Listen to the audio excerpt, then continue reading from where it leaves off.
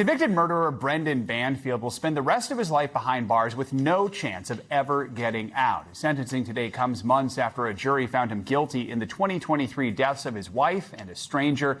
Prosecutors said Banfield conspired with the family's au pair and that he was having an affair with her. She pleaded guilty to manslaughter and then testified against Banfield in his double murder trial. Banfield also took the stand in his own defense. The two offered conflicting accounts of the killings.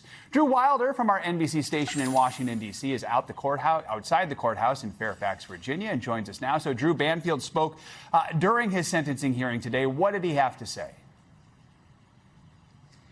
Joe, I'm a bit floored by what I just witnessed inside of this courthouse. Brendan Banfield, a former IRS agent who was convicted of the most serious crime in the Commonwealth of Virginia, aggravated murder. In fact, he was convicted of 2 counts of aggravated murder, stood up in front of this courtroom today, in front of the victim's family and friends, and remained defiant, claiming that even after all of the evidence against him, multiple convictions, he told the court again today that the criminal justice system did him wrong, that he didn't commit these crimes, and that he's an innocent man.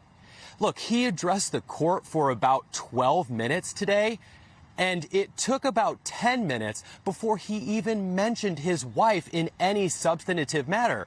This is a guy that claims he was trying to save his wife from being murdered, and yet he doesn't even mention that he's heartbroken, that she's dead, that he misses her.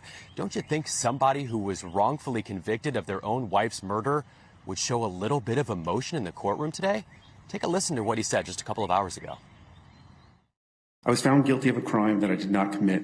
It is actually impossible to have committed the crime, as the prosecution, their experts, and their witnesses have presented. The prosecution and their witnesses' statements do not match the evidence. My rights to defend my family has been taken away, to defend my home and myself. And all the while, Joe, your heart's just breaking for the parents of his wife and the family of the other man, Joseph Ryan, who was killed in there, having to sit in that courtroom and listen to that today. It had to be tough. Drew, this same judge yesterday denied a last-minute attempt by Banfield's lawyers to get his guilty verdict thrown out. Walk us through real quickly here what they were arguing. Obviously, it looks like they're getting ready to appeal, and this might set the stage for that.